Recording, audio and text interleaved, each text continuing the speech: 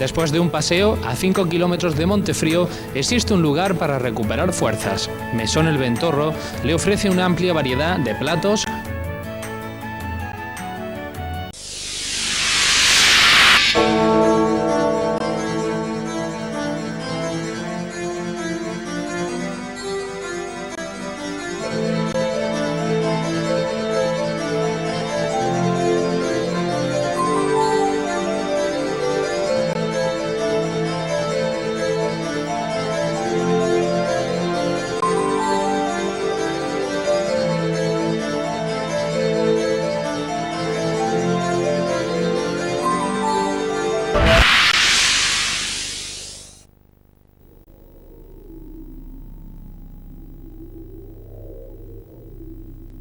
Cómo rompe la peña Maribrava, de la lluvia en los recios temporales, el misterio de su onda viene de los remedios, en los duelos más álgidos del alma, una vena que es fuente de consuelos y tesoro dulcísimo de gracias.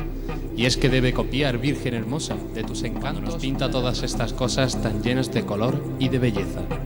Pues tú eres la fuensanta montefrieña que remedia de dicha nuestra sé, y eres la firme Maribrava, peña que mantiene. Por eso el pueblo fiel de Montefrío huelga, canta, trabaja, ríe y llora, bendiciendo con amoroso brío tu sobrenombre de remediadora.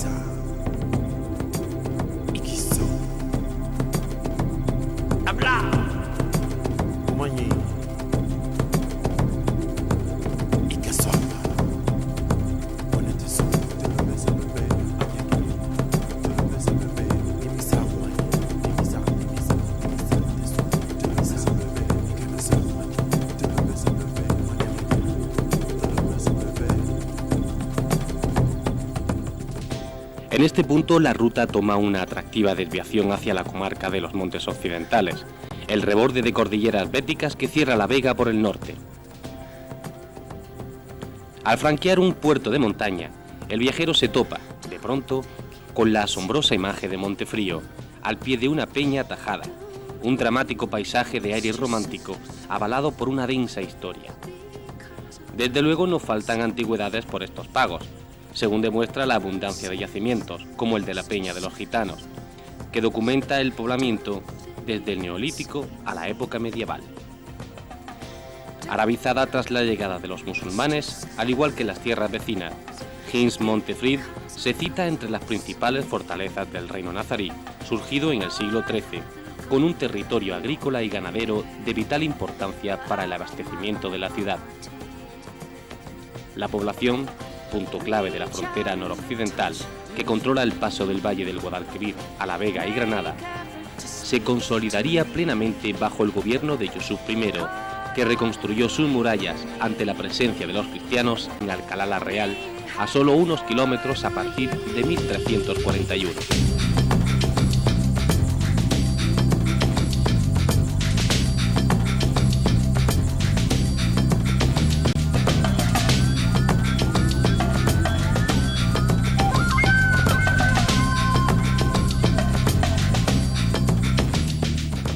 Choques, correrías, periodos como Puerto Seco, en los que canalizaron intercambios entre castellanos y granadinos, se alternaron en las décadas siguientes.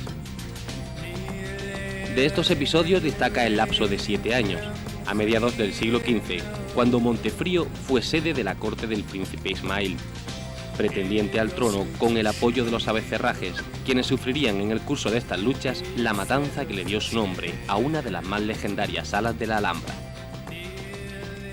La toma de Loja, Moclín e Illora estrechó el cerco sobre la villa, que acabó por rendirse en junio de 1486. Con su caída, la Vega y la propia Granada quedaron a merced de los reyes católicos. Desalojados los musulmanes y repoblada, concluida su función militar al fin de la guerra, el caserío creció en sitio más nivelado, en la falda de la villa amurallada que paulatinamente se desplomó, hasta abandonarse en el siglo XVIII. Para entonces ya se estaba configurando en lo esencial la encantadora localidad que hoy recibe al visitante. Un pinar cubre la peña donde se asentó la villa medieval, con la alcazaba en lo más alto y un segundo recinto más abajo. Todavía permanecen algunas torres, lienzos de muralla, el aljibe y diversos restos de un dispositivo construido a mediados del siglo XIV, posiblemente sobre cimientos anteriores, por mandato de Yusuf I, quien, al parecer, encomendó sus trazas al alarife mayor de la Alhambra. Tras la conquista, fue modificado por los cristianos, que adaptaron un sector para Alcázar del Alcaide.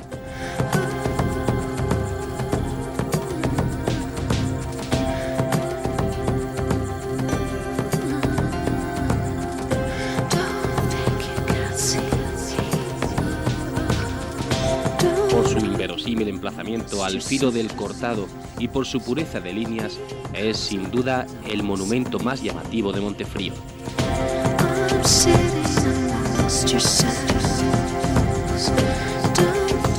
Se edificó en el solar de la antigua mezquita entre 1549 y 1570, según proyecto de Diego de Siloé, asistido por Francisco Hernández, sobre anteriores edificaciones desechadas años atrás. La obra, realizada por Luis y Andrés de Madrid, reúne recursos del gótico tardío, como las bóvedas de crucería de la nave y las nuevas formas del Renacimiento, visibles en portadas, detalles ornamentales y la espléndida bóveda en venera de la capilla mayor.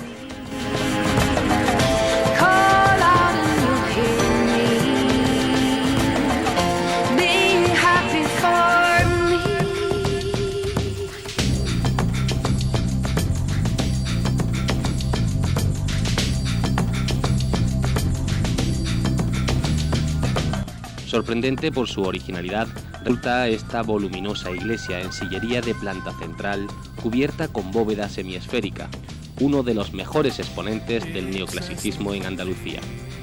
Llamada popularmente La Rotonda, tal es la fuerza plástica de su limpio y geométrico diseño, fue proyectada por Domingo Luis de Monteagudo y construida por Francisco Aguado y Francisco Quintillán entre 1786 y 1802.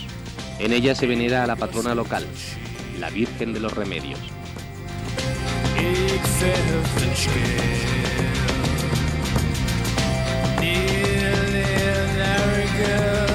Su considerable volumen sobresale en el centro del Calvario. Fue templo de un convento franciscano levantándose entre 1737 y 1763.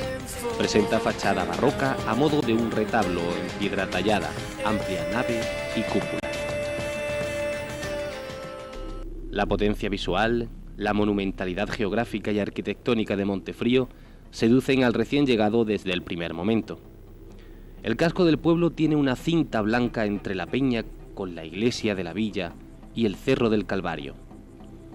Al pie del mirador del castillo, las casas se incrustan en la roca y descienden por San Sebastián hasta la Plaza de España, el centro urbano con el ayuntamiento, instalado en una casa solariega de 1787, la Casa de Oficios, armónico edificio de 1579, y la Encarnación. De aquí, largas calles onduladas llevan al altozano del otro extremo del pueblo, con la iglesia de San Antonio, en cuyas inmediaciones se encuentra el sobrio edificio neoclásico del Pósito, un almacén de granos labrado en 1795. Los montuosos alrededores son ideales para el paseo y los deportes, en bici, a caballo, de escalada. De sus rincones de interés se señalan el puente romano, aún en uso, a 1,5 kilómetros hacia el Garinejo, y a unos 5 kilómetros en dirección a Ibra, el paraje de la Peña de los Gitanos, una extensa área de terrazas entre roquedales calizos donde se han excavado más de un centenar de enterramientos megalíticos y poblados, un extraordinario conjunto arqueológico. Montefrío ha recogido en su suelo las huellas de diferentes culturas y civilizaciones. Los antiguos historiadores árabes se extienden largamente en elogios ante Montefrío. Ibn al-Hatib, al describir las diferentes zonas del reino nazarí de Granada, dice de Íllora y Montefrío que entre ambos era una mina de excelente trigo, casa y sitio de ganados. Fue corte del rey nazarí Ismael III, coronado por los abencerrajes en el lugar conocido como Las Angosturas, y aquí se quedaron, todos durante 7 años, temerosos de volver a la corte granadina, en la que reinaba Muhammad X. El rey Juan II intentó conquistarla en 1341, pero una tormenta de agua y viento dispersó sus huestes. No obstante, ayudó a Ismail a los abencerrajes a poner sitio a Granada, y el astuto Muhammad X degolló a estos últimos en la Sala de la Alhambra, que hoy se llama de los abencerrajes. Ismail huyó a los Alpujarras y más tarde sería proclamado rey de Granada con el nombre de Yusuf V. Enrique IV volvió a intentar la conquista de Montefrío, talando y destruyendo campos, viñas y olivares, y derribando atalayas. El 25 de junio de 1486 fue tomada por los reyes católicos, que construyeron entre sus murallas una iglesia. Los habitantes que no quisieron sujetarse a su poder pasaron a la capital, Granada. Esta conquista, junto a la de Loja, Íllora, Moclín y Colomera, tomadas con anterioridad, supuso un duro golpe para el normal desenvolvimiento de las actividades del reino nazarí, ya que quedó en manos cristianas la posibilidad del laboreo de la Vega y el control de las comunicaciones con Málaga, que en adelante solo podían efectuarse por rutas largas y difíciles.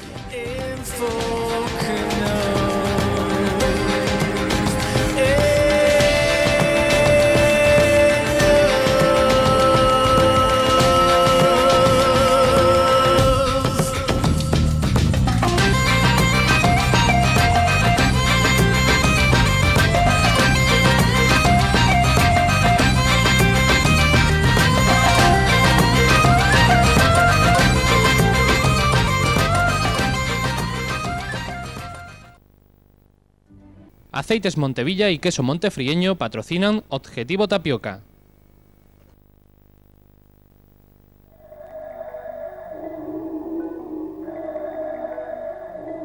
Trinidad Portillo, experta en fenómenos paranormales, experta en parapsicología, en tarot, en videncia, en astrología, unos campos muy variados pero muy grandes, ¿no?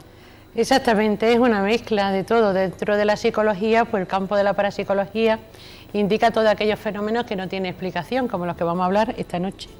Esta noche vamos a hablar sobre el tema de las apariciones. Muchos se preguntarán si esas apariciones son ciertas o no son ciertas.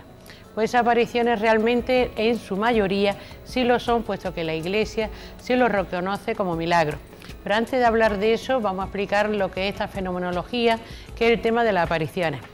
Las apariciones es una visión real. La persona que tiene una aparición es una visión real, tal como ahora mismo os estoy viendo a vosotros.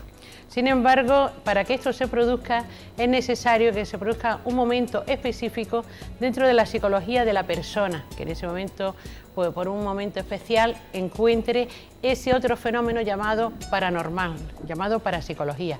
Entonces, en esos dos englobes de cosas, en esa mezcla, se produce esa visión que da lugar a esas visiones, que algunas sean reales y otras dentro del fenómeno de lo paranormal también está recogido en el campo de la psiquiatría, porque está indicando que hay personas que ven alucinaciones, que no son temas reales de apariciones, sino son todo lo contrario. Es decir, Trinidad, que tiene que estar una persona preparada o lista. No, puede ser completamente fuera y ajeno, inconsciente totalmente de la aparición, pero que se produce esa fenomenología, como hemos dicho, del éxtasis psicológico y después el fenómeno de lo paranormal. Se producen las dos conjunciones para que haya esa visión real de la aparición, sea la que sea, porque vamos a hablar esta noche de lo que son las apariciones marianas. Pero aparte de eso hay otras apariciones que no son marianas, que también las vamos a ir desarrollando a lo largo de este programa. El tema de las apariciones, en la mayoría de los temas parapsicológicos, está indicando que no es un fenómeno tan solo milagroso, como lo reconoce la Iglesia, sino está muy relacionado con el tema de ovnis. Está relacionado porque desde la antigüedad en la Biblia, todo lo que se llamaban los carros de fuego están reconocidos como si fueran pues platillos volantes.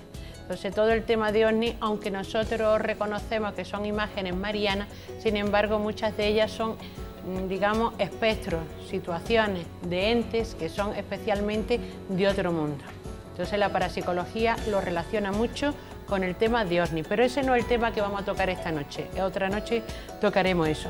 Lo que sí podríamos decir es que las apariciones, por lo menos tenemos para escribir un libro sobre ellas, y tampoco tenemos un programa tan largo como para un libro.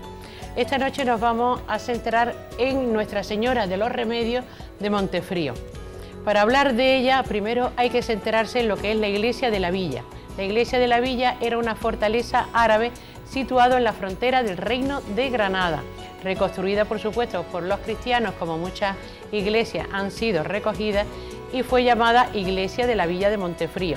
En aquel entonces la patrona de la Virgen, de la iglesia de la villa, era Nuestra Señora, Santa Bárbara, por aquello de los truenos, y es que por lo que se ve allí hay truenos para un tren.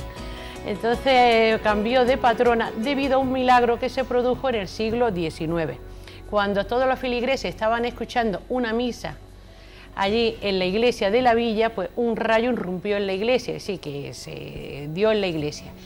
Y el fenómeno fue que solamente cayó una piedra del tejado, hirió solamente a un pobre perro que por allí andaba también, y los demás pues quedaron totalmente ilesos. A raíz de ahí, la iglesia aquella fue construida, ha sido reconstruida como museo, y desde entonces no ha vuelto a haber misa en aquel entonces. Pero se le concedió pues toda la fe a Nuestra Señora de los Remedios de la Villa. También hay que considerar que el milagro que se produjo, no tan solo se ha producido ese milagro, sino que se han producido muchísimos más milagros de Nuestra Señora de los Remedios, y mucha gente que va con fe y devoción, pues realmente aquello que le pide se le concede, ¿no? La imagen de Nuestra Señora de los Remedios también es considerable que lo sepáis, que fue salvada en el tiempo de la República por el sargento Galvez, que era republicano, y la escondió de manera que no fuera quemada como otras imágenes. Y también reconocer que fue traída de Italia por el archiduque de Austria, hijo de Carlos I, a raíz del siglo XVI. Así que todo eso es lo que ahora mismo, por ahora, sabemos de lo que es la Virgen de los Remedios de la iglesia Nuestra Señora de la Villa. Pero hay otras cosas también, que son las apariciones marianas, que es con lo que quiero relacionar esta noche Nuestra Señora de los Remedios con las apariciones marianas. Las primeras que conocemos realmente, que la iglesia reconoce, fue en el año 1008. Entonces fue el tiempo de la peste, y los feligreses de Valenciennes, de Francia, entonces estaban todos reunidos en aquella iglesia cuando se le apareció la Virgen. También es otro hecho rememorable que recordemos que el 28 de agosto del año 1946, todos los días 13 se aparecía, todos los días 13 de cada mes se le aparecía la Virgen a aquellos feligreses, sí, que he ido buscando no tan solo las apariciones marianas, sino aquella en la que consta algo más peculiar, ¿no? Porque como apariciones ya hemos dicho que podemos escribir un libro. También en el año 1948, el 11 de noviembre, se apareció una nube sobre el monte del rey de Austria, y esta nube se fue diluyendo hasta que apareció la Virgen con los angelicos alrededor. Sin embargo, quiero indicar también que todas las apariciones que hemos tenido no tan solo son marianas. Por ejemplo, es dato de considerar en el año 356. A San Servantio de Torgén, en Bélgica, se le apareció San Pedro y le regaló una bandeja. Así que si lo cuento es porque es un hecho notable, no tan solo de ver una Virgen aparecer con los ángeles, sino que ya San Pedro, en este caso, le regaló a San Servantio pues una bandeja. Yo creo que ya es digno de... Pues comentábamos que quien quiera saber más de su vida, de su pasado, de su presente y de su futuro, se pueden poner en contacto contigo en un lugar. Sí. ¿Dónde? En la calle San Antón, en el número 70, escalera derecha, piso primero C, llamando primero al 958 25 18 49.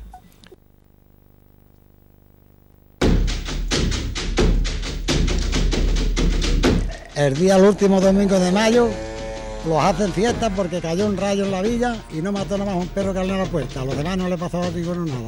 Yo la leyenda de la Virgen de los Remedios la conozco, que hacen un programa todos los años y luego sacan la procesión, y un mes antes han salido siempre pidiendo por el campo y juntando para la procesión, el castillo y todas esas cosas. Estaba la Virgen en la iglesia, se la iban a llevar, a tirarla por ahí y echarla abajo. Y entonces un señor que se enteró y vio que eso, agarrado, y se juntaron otros 2 o 3, y la agarraron y la metieron en el hospital. Y allí la escondieron y allí la salvaron.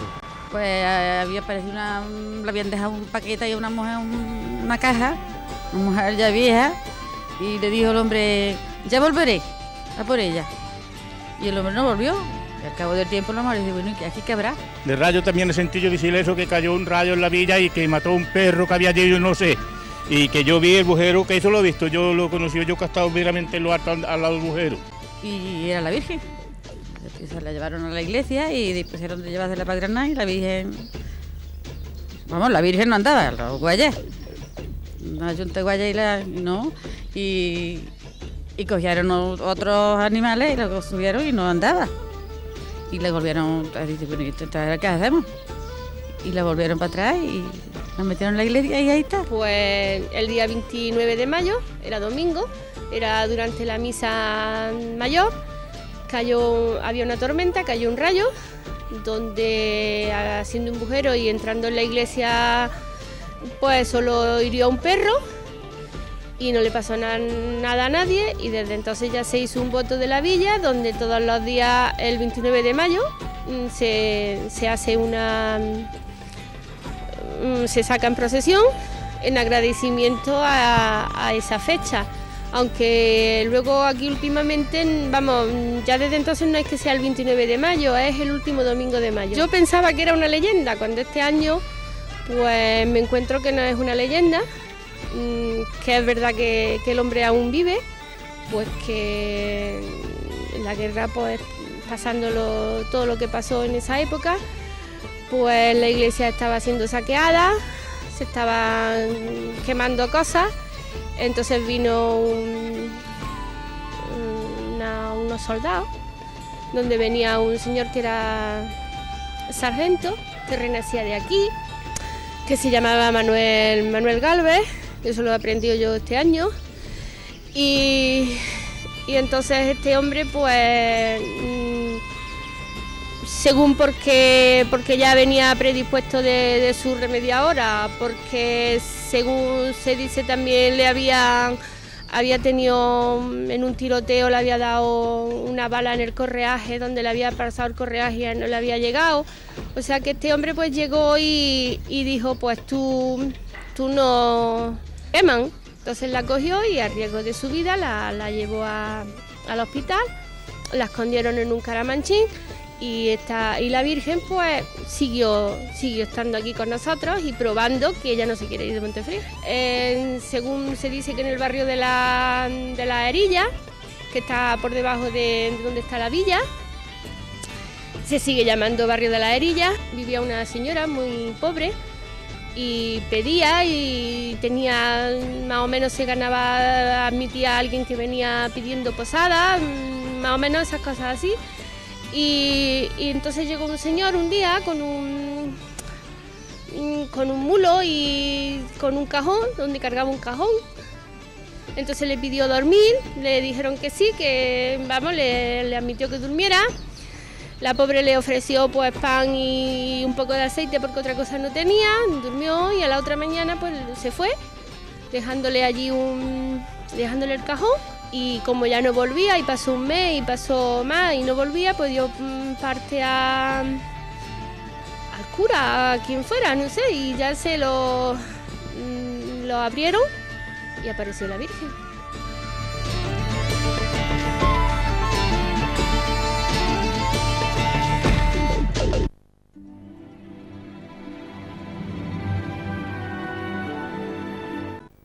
Aceites Montevilla y Queso Montefrieño patrocinan Objetivo Tapioca.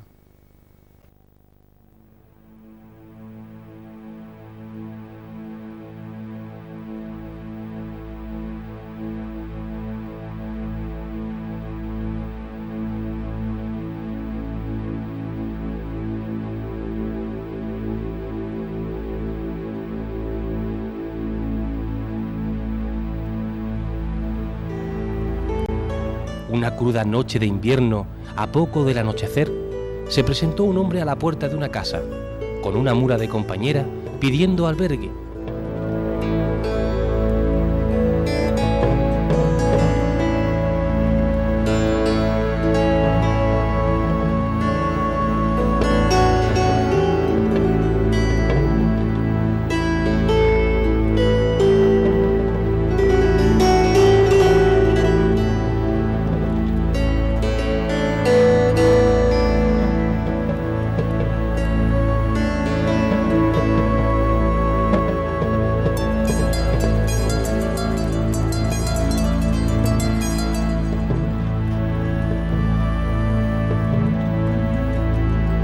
La anciana se lo concedió y el viajero descargó, llevó su mula bajo el chozal del corral, la ató del cabestro y se sentó junto al mísero fuego frente a la anciana. Esta observó, a la luz del candil, que el varón era alto y fornido, tenía luenga barba y afable rostro, vestía con modestia y mostraba una cruz pendiente del cuello. Movida por la curiosidad, le preguntó si venía de muy lejos. Sí, hermana, y a gran distancia he sabido que eres virtuosa y muy devota de la Virgen.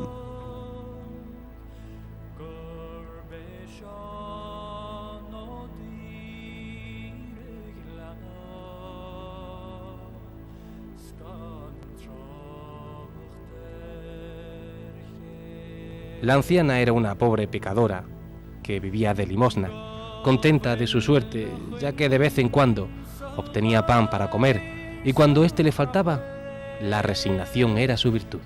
¿A qué signo se debe? La Virgen me inspira, dijo ella. Antes nunca había pasado necesidades ni privaciones, pero a los 60 años quedó viuda, sin hijos ni bienes, y comenzó a sufrir los tormentos de la miseria. Un día se halló tan falta de medios de sustento que lo pasó sin tomar bocado. A la noche, ya extenuada y sin fuerza, no atinaba ni a coordinar las ideas. En tan desesperante situación le vino a la memoria este consejo que su buena madre le dio, acariciándola, próxima a morir. En toda tribulación, reza atentamente el Santo Rosario.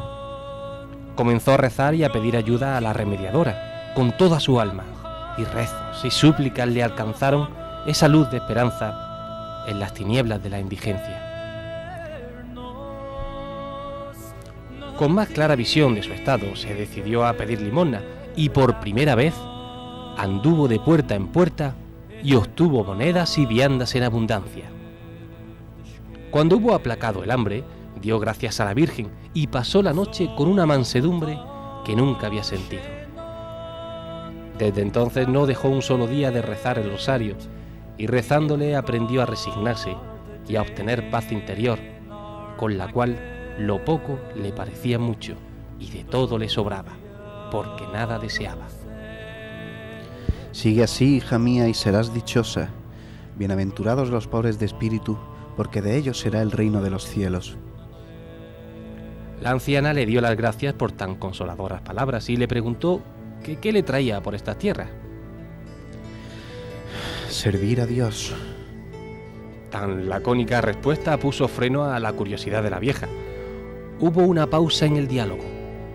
Bostezó el forastero y ella, traduciendo en hambre tal abrimiento de boca, sacó medio pan y un poco de aceite y se los ofreció. Tomó el varón un trozo de pan, hízole un hoyo, navaja en mano, y llenándolos de aceite dijo: Manjar de gloria es este para mí, por la virtud de quien me lo da. Por la buena voluntad, objetó ella. Cuando se comieron el pan y el aceite, el modesto jergón que ella tenía se lo ofreció a su huésped y pasó la noche sentada junto a las brasas. A la mañana siguiente, muy temprano, se marchó el viajero, antes diciéndole: Permítame dejar aquí este cajón hasta mi regreso. Soy peregrino de la vida y es mi voluntad que si en el plazo de un mes no he vuelto por aquí, sea su contenido para ti y tus hermanos por los siglos de los siglos.